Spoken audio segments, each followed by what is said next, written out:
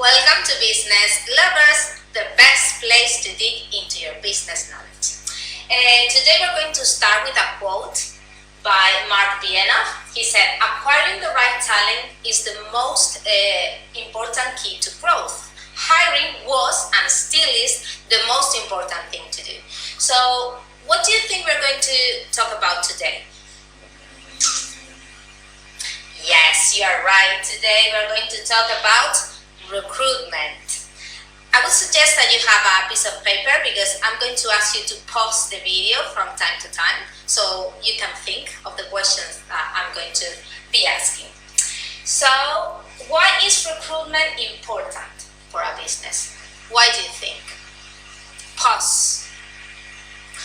Yes, I'm sure some of you got it right. There are different types of employment, yes? There are full-time employment, there's part-time employment, job share, and others like casual employment, seasonal employment, or temporary employment. So what do you think is full-time employment? Full-time employment, yes, L over there, I know you were going to say that, is when people work full-time, a full-time week. In the European Union, the full-time week is 34 hours per week. What is part-time?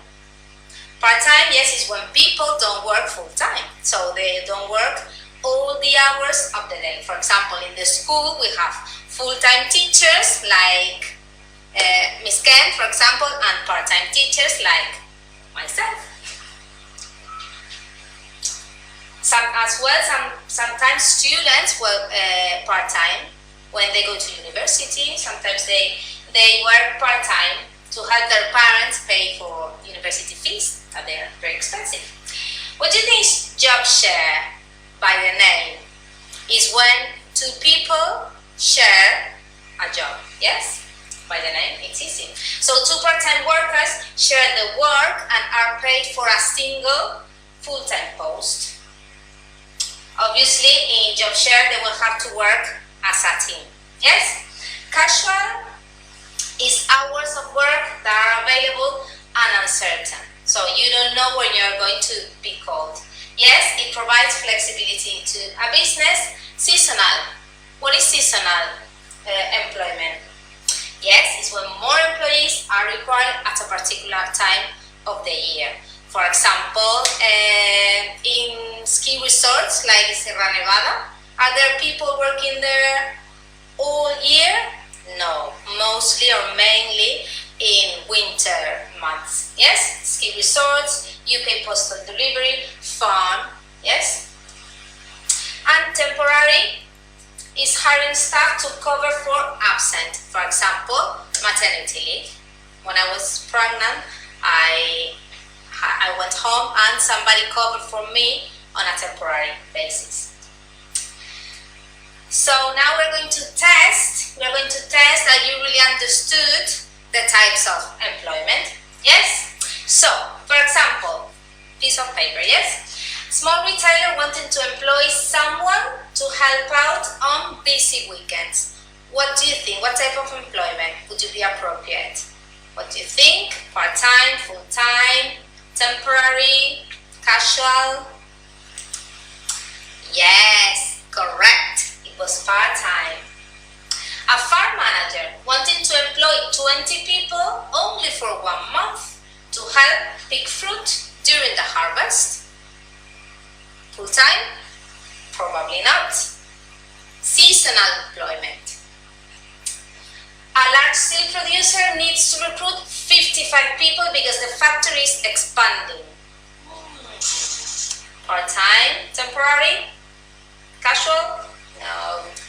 Full-time, yes. A school wanting to employ a teacher for 16 weeks to cover for a maternity leave.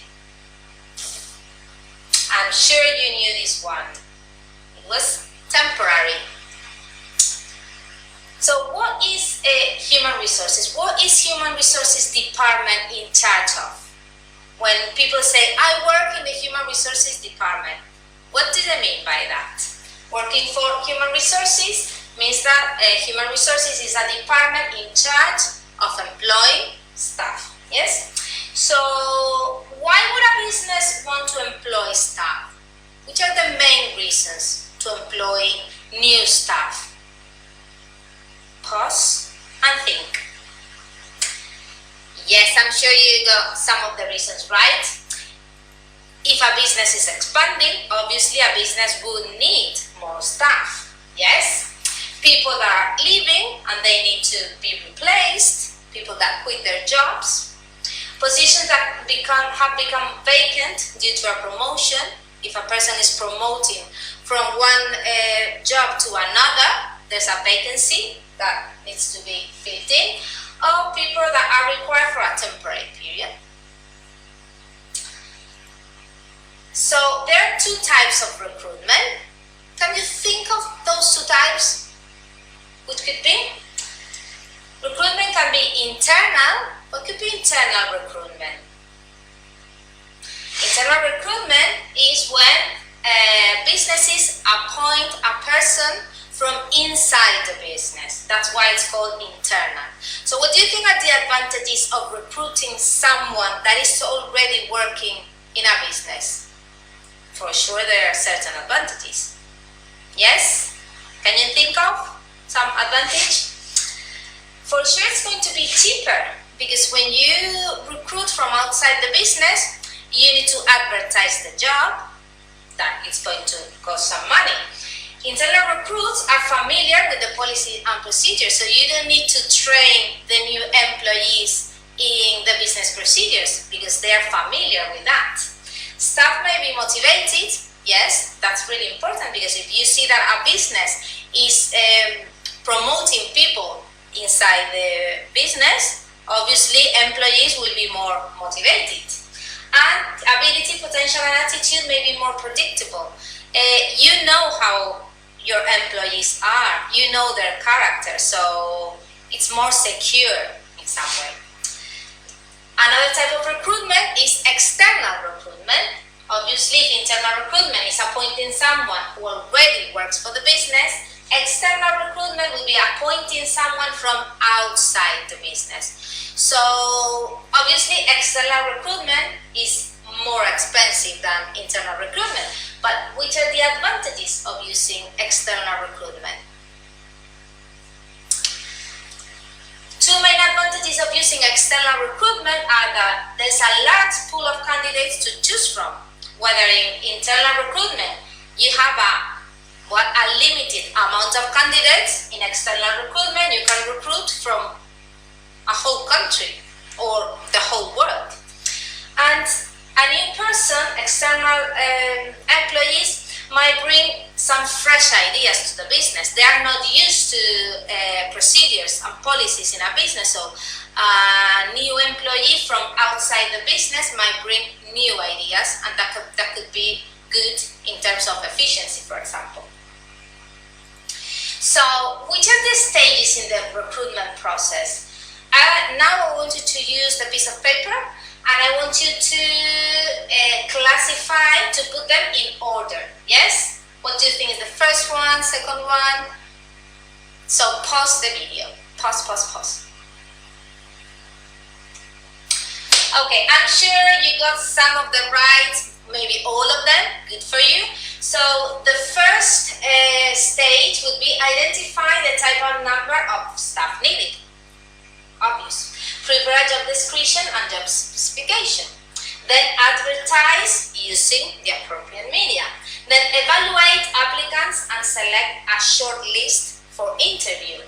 Carry out the interviews. Evaluate the interviews and appoint the best candidate, and provide feedback for the unsuccessful candidates. Yes, we're going to concentrate in the second stage, that is prepare a job description and person specification. You must be asking yourselves, what are those?